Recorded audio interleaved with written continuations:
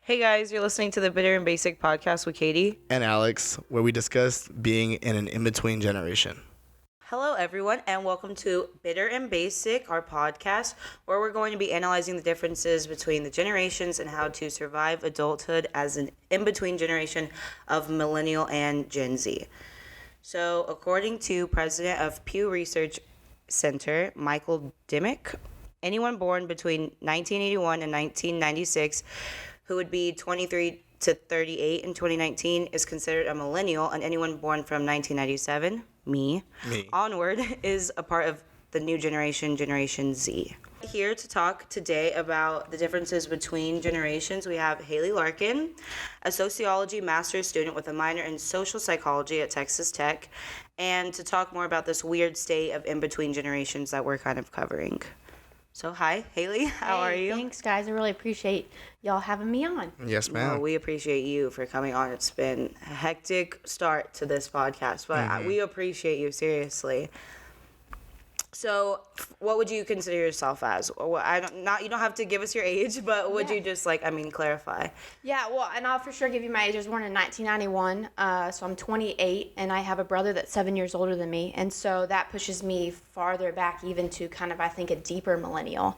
My parents were older, and so I think that really sets me into a millennial state, while also gravitating towards the nuances of any type of technology. And I didn't feel like I missed any of that gap, but very much a millennial. Definitely, that's cool. So you grew up, you went to high school in the 2000s, early 2000s, so you saw the birth of cell phones, texting, MySpace. For sure. Zanga, all of that. Zanga, I don't even know what that is. It was a weird platform right before MySpace, I think. Yeah, so right before all of those things, I remember getting the very first iPhone came out my junior year of high school. And thinking that was amazing and so cool. But yeah, cell phones were very, very much not a part of my really middle school, really high school life. For some people, for sure, but not all. Yeah, for sure. I can remember seeing my first iPhone.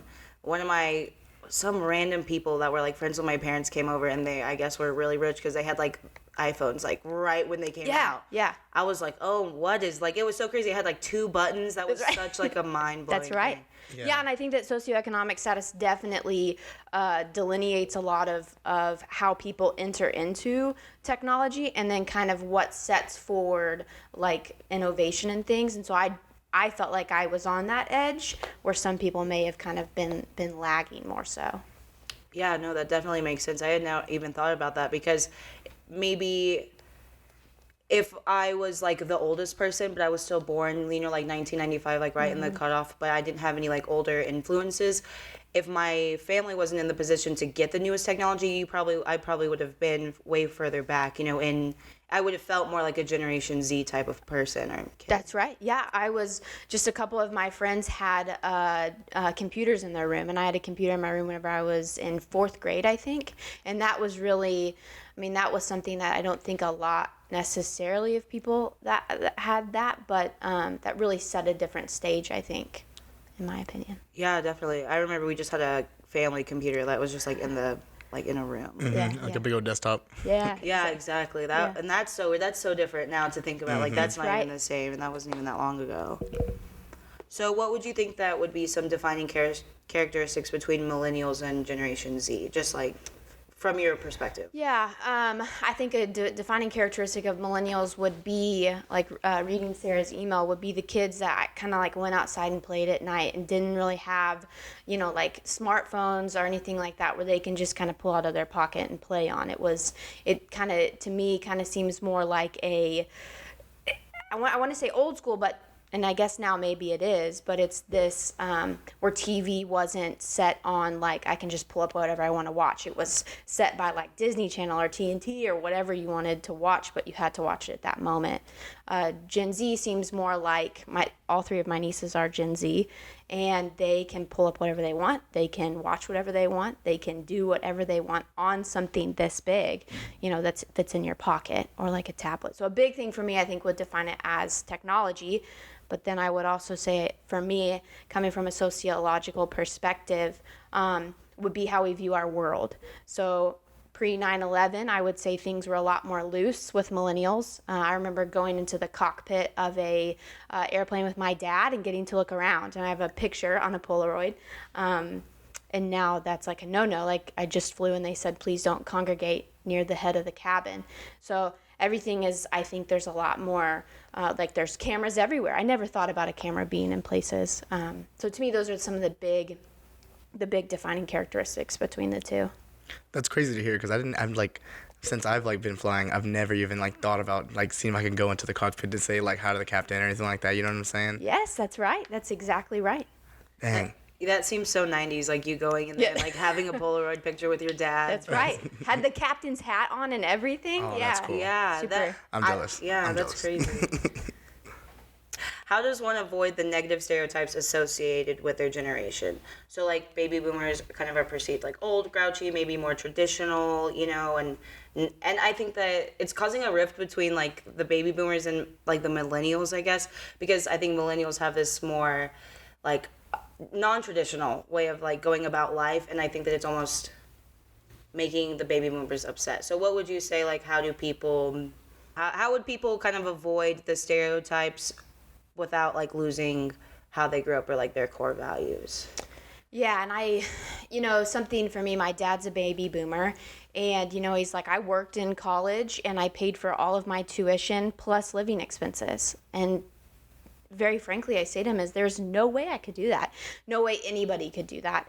And I think baby boomers like work hard and go to work from 9 to 5 and then do what you want to do on the weekends. And I think as millennials or Gen Z, it's not how the world is working. And so there's a term called cultural relativism, and it's kind of where you can look backward or forward on something, but you have to look at it through the lens of where those people are. So looking at the baby boomers, the stereotype of them, that's what they grew up with. They grew up where, a lucrative and non-lucrative fiscal society. At times it was good and bad.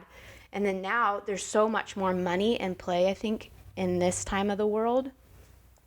That's easier to come by and harder to come by because things are so much more expensive. But to your actual question, the stereotypes, I think that things fit how people want them to fit. And it's kind of unfortunate because like baby boomers are kind of like, how would you describe them? Kind of.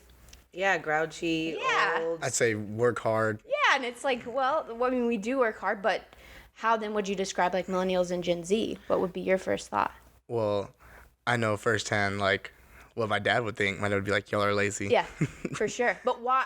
So then I always wonder why. So why are those labels? I love labels and I love perception. That's a big thing that I like to look at. So why is it that we are perceived this way? And I think honestly, because everything is so instant. I could do everything that I needed to do today really with my phone. I can order whatever I want off of Amazon, and I can talk to all my friends, and I don't even have to get out of my PJs or leave my cat in my house. Yeah, I was about to bring that up. Like workload now, like you can really just do it all off your computer. Yes. And like a lot of like my dad growing up, like he worked outside. He's a tradesman, so I mean he does air conditioning, plumbing, and then now he owns his own company. But it's like growing up, he saw like my cousins only playing video games, so he's like, hey, you're going to work every weekend with me, and I'm like, all right. Yeah, exactly. And so like I guess I learned a little bit from like his generation because like, for you to get whatever you want, you do have to put in work. And a lot of people, they don't have to work hard, like outside, like right. labor to like get what they want. Like they can literally just do that from their home. That's exactly right. And then even taking it back, 15,000 years ago, whenever people traded with rocks and stuff. I mean, it's so hard. I mean, we can kind of, I think, look back and be like, oh, well, those people were this. But I think whenever you want to sandwich people so thinly, it's really hard to get a little bit of that room to be like, okay, I can understand this generation and this generation. But I do feel like a lot of shade is on the millennials. Mm-hmm. A lot. And it kind of, it's kind of hurtful. And I don't know. Well, I think it's the same way though. Like I think millennials look at Gen Z kids like, oh, y'all never went outside and did anything. Yeah, you know what I'm saying? right. Like it's like exactly it's just like a snowball effect. Like you put whatever burden you had on your back and you throw it somebody else's. That's essentially. exactly right. Yes, I agree. Definitely, that's a good way to put it. So for someone born between like 1990 and 1999, you know, the 90s, right? That gap. Sure. Most people don't acknowledge them as being millennial or Gen Z, especially when you're right in the middle between like 94 and like 97. Yeah. But so that it kind of is a self-identifying time. What would you kind of describe that as? Because it's almost like a gray area between generations. Right. So you're saying that whole 9 years, 91 to 99, 9 years? Is that Yeah, what because you're saying? there's qualities between both. You know, there's Absolutely. qualities that could land you in a Gen Z category Yeah. or land you into a more millennial category. That's right. Yeah, and I think that, so you said you were born in 97, Yeah. I was born in 91, but I think that I think that how your culture is, like within your family and where you grow up, so if you grew up in New York City versus if you grew up, you know, in Atoka, Oklahoma, how would that look differently upon how you, if you grew up like with a trades family, or if you grew up with getting all the new technology or whatever. But I kind of feel like I'm smashed in the middle of that because I did have cell phones, but it was later, and I grew up with an older brother. I didn't really, but I also feel in a lot of ways that I am younger than most, which I'm really not. And it's a really hard kind of quandary to be in because it's very dichotomous. Because I mean, you probably grew up, it's not that far of a distance where you were still going outside doing things like that. You didn't have cell phones whenever you know, like an iPhone, that is. And I kind of feel the same way. But then we were thrust into that. So I don't know how to kind of work out that in my brain. No, I mean, that makes sense. I think that that's kind of a problem that a lot of people are facing, especially very analytical people. Like you were saying, you like labels and stuff. So I guess a follow-up question would be, what kind of characteristics or labels do you personally perceive as millennials compared to maybe baby boomers or Gen Z? Yeah. know? Yeah, and you know, I was reading a very interesting article that millennials, there was something about how they work and how they work differently, that it can be a little bit more of wanting maybe the structure, and maybe that's a wrong way of saying it, but as far as the label goes, and I'm only going to speak for myself on this, that I don't feel like I fit as much in the Gen Z because it seems a little bit too new, too nuanced. And I think that I'm still stuck in this. I have to go to work from 9 to 5, or I have to fit into this perfect little box that our parents' generation told us we had to. So like people like Gen Z, I think, are a lot being raised almost by older millennials. So that really changes that. So I'm 28. I could technically have a child now, and they would be being raised by me. Instead, these kids, some of them are being raised by millennials. So I think that even changes it even more. No, definitely. That's a good point. I mean, you could essentially have a 10-year-old right now who is, I mean, would be, you know, coming up in junior high and high school, who probably would have, like, you know, social media. Exactly. So that would definitely be considered a Gen Z. So that's pretty crazy, is that baby boomers are, like, really on the way out, you know? That's so it's weird because your parents are, like, the older people in your life are probably baby boomers. And I mean, it just seems so far, you know, from, like, kind of the way they grew up, and, like, the way, because I still feel like I'm growing up, you know. right. I don't feel like, and I don't even, it's hard to kind of pick a box, because millennials I'm almost not allowed, you know, like by definition, and I don't feel like I relate to Gen Z either. So it's definitely this weird limbo that no one really seems to like have a grasp on. So you feel that way too? Oh, definitely. Because Gen Z kind of feels more almost like high school kids right now, and I didn't have any of those things that they have now. You know, like you can go on Snapchat and just have all of the news being pumped into you, and I never had that. The closest source of news that instant was Facebook, and it was where I had to go home in high school and get on my computer for Facebook. Oh, yeah. Now it's checking it in your pocket, and it's like, hey, did you hear this? Or these what it's actually, I think, producing is so much more education. And kids know so much more now, especially culturally, than I think than any other generation thus far. Well, I think like that's also like a bad thing for Gen Z in general, because I feel like there's a lot of fake news. Like, yeah. not to put on like a political hat or whatever, Sure. but I just feel like there's a lot of stuff out there that people do put on there, and it's like, oh, you take it in and they just like they sponge it. That's right. And it's like, I think it's like, because I think us, like, especially growing up and seeing, like, getting rickrolled on YouTube, like, that's, like, one of my first things, like, all right, I need to, like, really pay attention to what I'm looking at, because obviously not everything's true on the internet. And I feel like with them, it's just, like, whatever they see, it's, like, a go. That's exactly right. Yeah, and I also get caught up with it, and I get most of my news from Snapchat, and that's kind of terrifying. And it's all from a lens, I think, of of what the culture is now and what the dominant culture is. But yeah, and I would say that that's probably a big difference also for me as well between the two, is just the influx that is constantly coming in. And I don't perceive I had as much of that as far as just everything coming in. No, yeah, definitely an information overload, I feel. Yeah.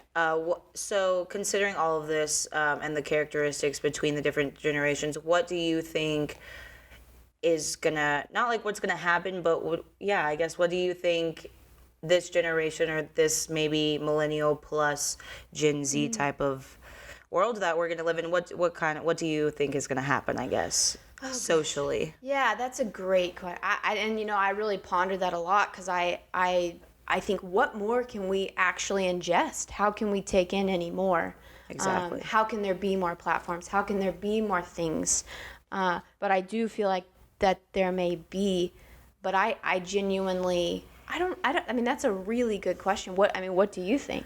No, I mean, I've read things like malls are going to close and things like that. I think that it's going to shift to a completely online centered world. And so that's weird, because Amazon has that store where you can just pick up all your stuff and walk out and they bill you. And it's like, and you never have to talk to anybody. Yeah. So social skills, and then how can you have a social milieu and atmosphere whenever you take people out of it? How can that so for me, what I love about social psychology is how people interact, so sitting down and what that looks like, and to your point, we don't go in and hand our money over and take things or talk to people. It's so easy, like I go into Target and I'm like, I just don't want to talk to anybody, and if I have to have someone scan my groceries, it's the end of the world, and that is a very, very different thing than I think any generation, for as long as humans have been alive, that has ever happened. And that is very interesting. How will we morph? Yeah, exactly. That's a good crazy. point. That's a really good point. And I don't think that there is ever going to be a different insert for social connection. Humans are so hardwired for social connection, but we are in some ways creating faux connections. And so I want to know how that impacts the brain. And I think in some ways I'm sure that there are big effects, and I don't know those, so I'm not going to speak on those, but yeah. No, I can totally relate to that, because I don't, same thing with Target. If someone talks to me, I just am like, oh, I don't want to deal with that, Yeah. And I would consider myself a social person, Sure. But even in situations like that where I'm just trying to get in and out. And it's funny how I get very obsessed with things. This is a silly thing, but when I watch TV and I get so invested into the characters and stuff, and I genuinely feel like they're my friends, which is very sad to admit out loud. No, that's a thing. There's a thing that actually happens like that. No, exactly. And so that's such a weird thing to kind of take on, and you're like, wow, am I really getting this affected by these things? But yeah, that's like a real thing to kind of maneuver. It's super weird. Sure. I think that's I think that's growing even more now, because like these parasocial relationships that people build, they become so realistic, especially with you can follow them on Instagram, Twitter, and all these, and you can see them post about their family and stuff like that. Even if it's the character from the show you're watching, you're following the actor, and the actor has living a whole different life. So now you're following two different people. That's right. And it's that is very interesting. Yeah, very, very, yeah, that is very interesting. I think it's really cool, because I would consider some characteristics for millennials to be very passionate and stuff. We had a conversation where we talked about people wanting to follow their passions now. I think that millennials are kind of jumping past the whole 9 to 5, let me make money and then live for the weekends or live for retirement. So I think that this is interesting, like you just said, people are now making YouTube a career and Instagram models, you know, like what is that? You're just posting and editing, and I mean that's not even like real, you know, but people are really capitalizing on this like luring effect of just like the eyes, you know, like it really is like that sponge effect, which is super interesting. You know, you really don't know where this is going to go. I never thought that you could just have a career from like tweeting or just like being a social person. Yeah, that is that is very interesting. And I feel like with like baby boomers, it's they can't comprehend like, you know, what are the Instagram influencers, and it's like, what's that? You need to be getting up and, you know, pounding the pavement or whatever, and going and sitting in a chair, but I can be in a coffee shop and make money off my laptop. And so that I think I think that is probably such a huge distancer between generations. But probably not as big of a distancer between millennials and Gen Z. Definitely. I think that it's weird because you can see the rift causing between the older and the newer, but the two youngers like growing together almost. Like you said, like millennials having Gen Z as children, like it's weird. Yeah, that's right. Okay, well, honestly, I think that this was like a really good conversation, Haley. I really, really, really appreciate you coming on our podcast. I so appreciate Thank you, honestly. Thank you. Your input was awesome. Thank you. Well, this was our podcast. I hope y'all liked it. It was bitter and basic and a lot of fun. Hot mess, as always. And also a lot of fun. Subscribe. Like our videos. Please. Right? What else? How y'all think we should end this? What's up, guys? Thank you for listening. This is Alex. And Katie. Follow us on Instagram at Bitter and Basic Podcast and on our YouTube channel. Subscribe, like, comment, engage. Thank you.